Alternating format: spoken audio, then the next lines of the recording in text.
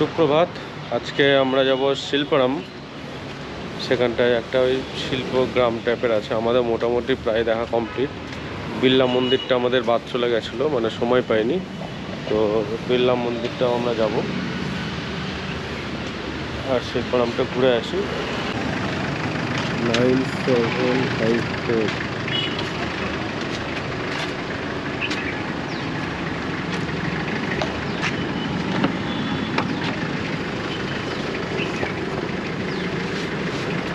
9754।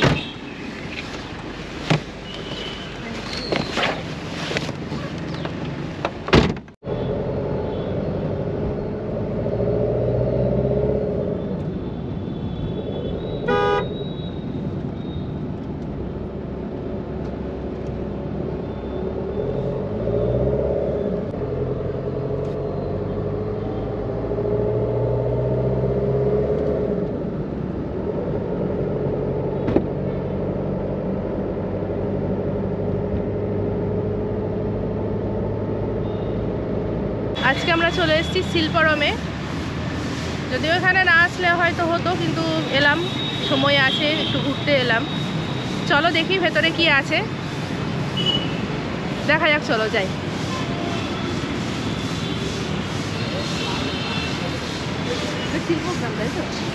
শিল্পারাম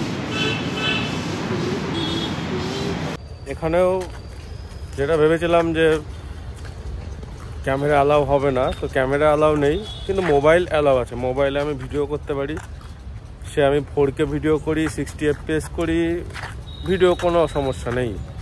কিন্তু যখনই আমি ক্যামেরাতে, ভিডিও ক্যামেরা বা গোপ্রোতে ছবি তুলবো, সেটা অ্যালাউ না। অদ্ভুত সমস্যা। এদেরকে আপনারা বোঝান, কেউ একটু বোঝাও যে ক্যামেরাতেও যা ছবি ওঠে বা ভিডিও ওঠে, মোবাইলে তার থেকে বেশি ভালোই ওঠে। তাও যে কেন ক্যামেরাটা অ্যালাউ করে না, কে জানে। যাই দেখি ভিতরে আর কি কি আছে।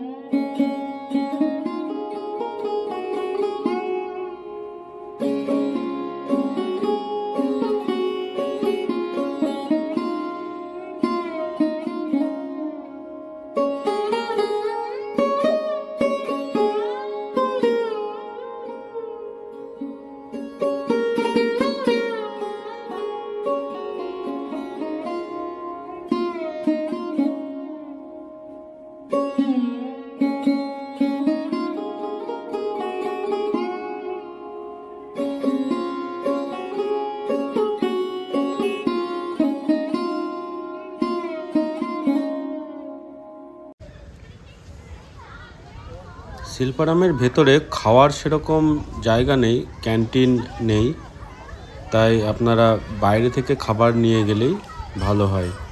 ওখানে বসে খাওয়ার জায়গা আছে, বাচ্চাদের জন্য পার্ক আছে, একটু রিফ্রেশমেন্ট করে নেওয়া যাবে।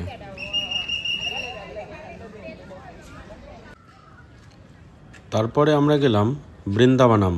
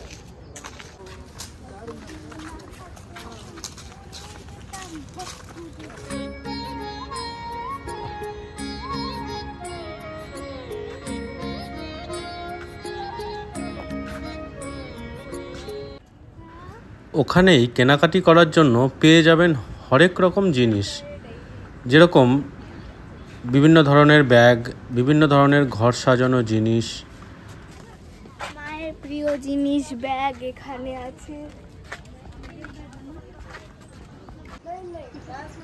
রয়েছে বিভিন্ন ধরনের জামা কাপড়, কাঠের তৈরি বিভিন্ন ধরনের ঘর সাজানোর জিনিস।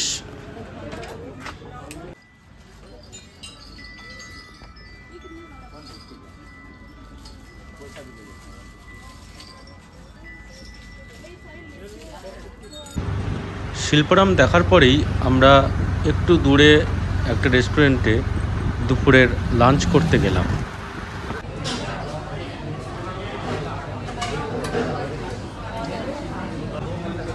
সেদিন লাঞ্চে আমরা নিয়েছিলাম হায়দ্রাবাদি মাটন বিরিয়ানি।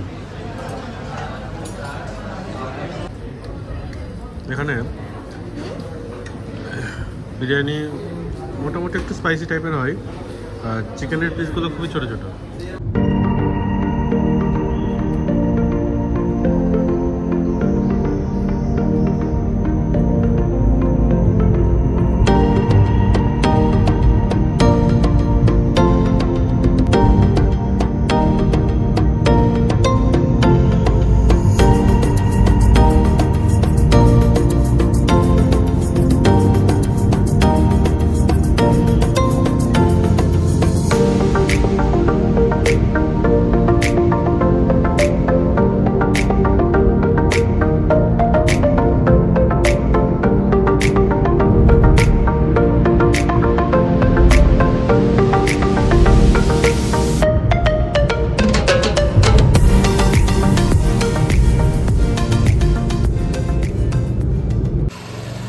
এরপর আমরা গেলাম বিড়লা মন্দির। এই বিড়লা মন্দিরে মোবাইল ক্যামেরা কিছু অ্যালাউ নেই, তো আমাদের সেগুলো ক্লক রুমে জমা রেখে মন্দিরে ঢুকতে হলো।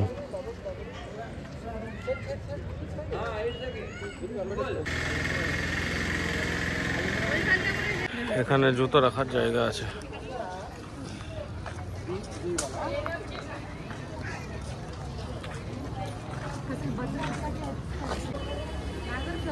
আমরা বিড়লা মন্দির দেখে বেরোলাম। মন্দিরে ক্যামেরা মোবাইল কিছু অ্যালাউ নেই।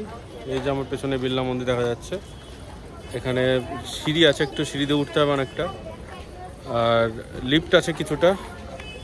পায়ের সমস্যা থাকলে লিফটে যাওয়া যেতে পারে। তো এবার আমরা হোটেলের দিকে ফিরে যাই, দেখি আর কোথাও যাওয়া যায় কিনা। এরপরে আমরা গেলাম বানশিলাপেট স্টেপওয়েল।